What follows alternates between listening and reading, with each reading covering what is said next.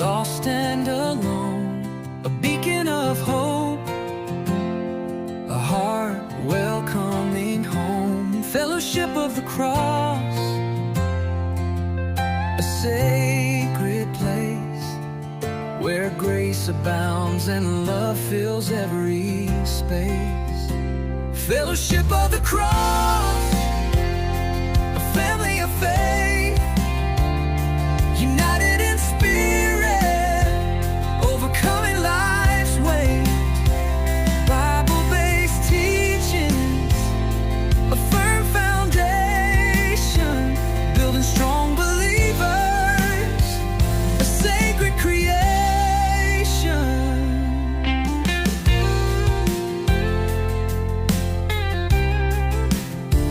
Open arms embrace with tenderness and care, a listening ear for burdens to share. Fellowship of the cross, a sanctuary of peace, where souls find healing and burdens decrease. Fellowship of the cross, a family of faith, united in spirit, overcoming life's weight. Bible-based teachings, a firm foundation, building strong believers, a sacred creation. We gather together as one body in Christ, inspired by His love, our spirits ignited. Fellowship of the cross, a legacy of grace. Generations to come will find this holy place. Fellowship of the cross, a family of faith, united in spirit, overcoming life's weight. Bible-based teachings, a firm foundation, building strong believers, a sacred creation.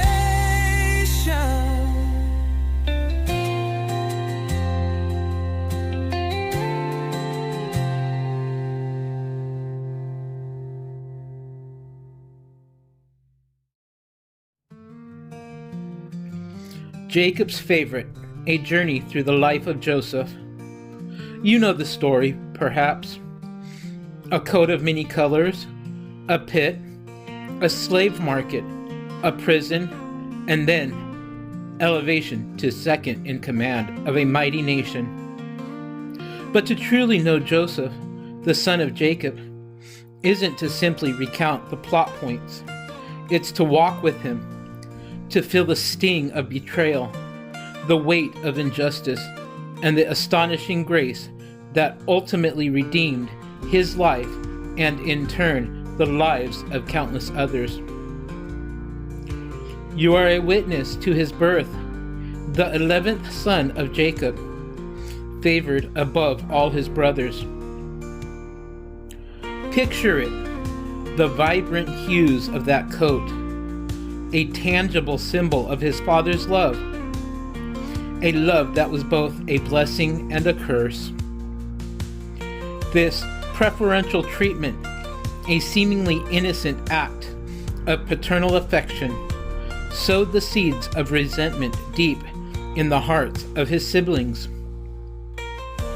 You see their envy simmering, their jealousy hardening into a plan, vicious and unforgiving. Read Genesis 37. You see it unfolding. The brothers' hatred, their plotting in the fields, the terrifying moment when they cast him into a cistern, their cold-blooded decision to sell him into slavery. Feel the terror as Joseph, a young boy, is ripped from his family, dragged away to a foreign land, his pleas for mercy swallowed by the desert wind. Consider the crushing loneliness and alienation of being a slave in a strange country, far from the familiar embrace of his father's tent. Imagine the brutal reality of Potiphar's house. You are subject to the back-breaking labor, the endless cycle of toil under the scorching sun. But amidst his tribulation, you witness a remarkable resilience. Joseph is not broken. He finds favor with his master, rising through the ranks on the strength of his integrity and unwavering faith. He manages Potiphar's household skillfully, and God's blessing is evident in his success. But prosperity does not shield him from the insidious nature of redemption. Suddenly, you are plunged into a morally complex situation. Potiphar's wife, captivated by Joseph's youthful beauty, falsely accused him of assault. The injustice is palpable, a chilling reminder of how easily truth can be twisted, how the innocent can become the victim of malicious lies. Here you experience the profound isolation of being wrongly accused, of having your character assassinated by someone in a position of power.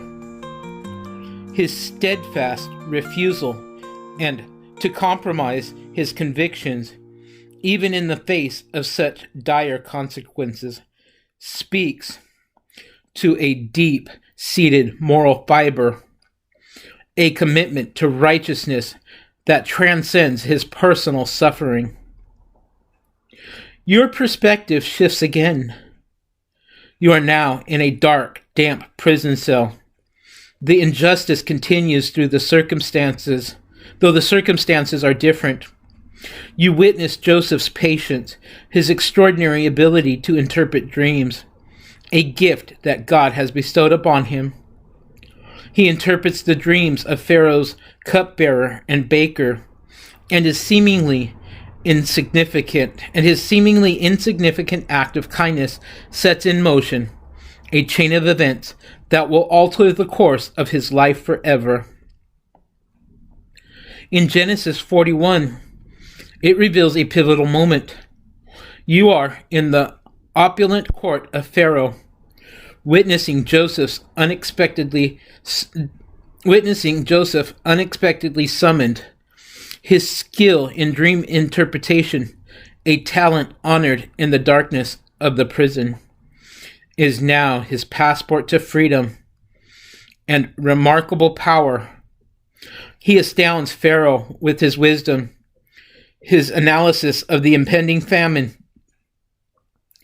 He is elevated to second in command, giving authority over all the land of Egypt, responsible for saving a nation from starvation. Think of the irony. A slave, once betrayed and cast aside, now holds the power to save millions. Yet, it isn't simply a story of rags to riches. This is a story of divine providence, a testament to God's faithfulness. Observe as Joseph, now second only to Pharaoh, oversees the collection of grain, the strategic management of resources that will sustain the Egyptian population during a time of crisis. Years later, after much hardship, you see Joseph's brothers arrive in Egypt, desperate for sustenance during the famine. Their recognition of him is a significant turning point. You experience the complex mixture of emotions, anger, fear, and ultimately forgiveness as Joseph reveals his identity. His actions are not those of revenge, but of reconciliation.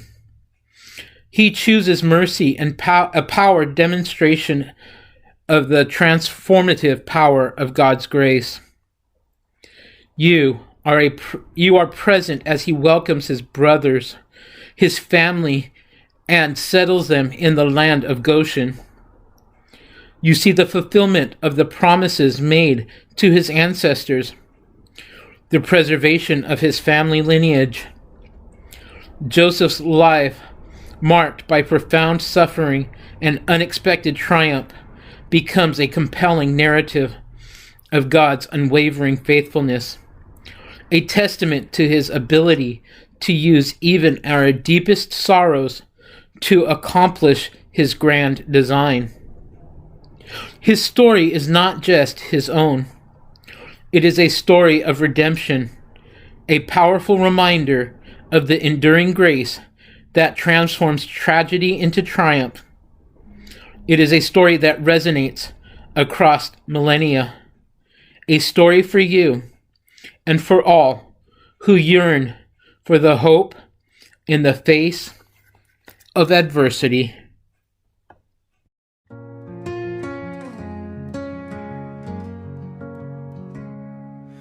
Dreamer saw the stars bow low, fields of wheat did suddenly glow.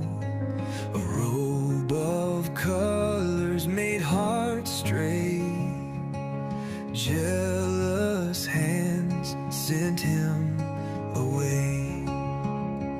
Oh, but Joseph held his ground through the silence, through the sound. In a pit or palace hall, God was guiding through it all. Abandoned soul by jealous kin, yet his faith did lie within.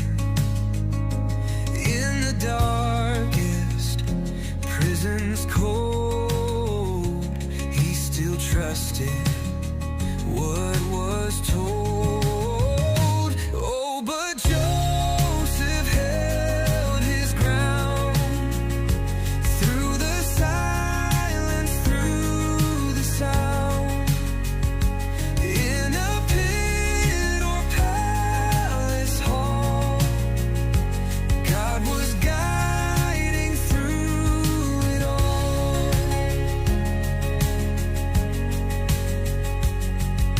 Dreams took root in Pharaoh's court, wisdom born from heaven's port.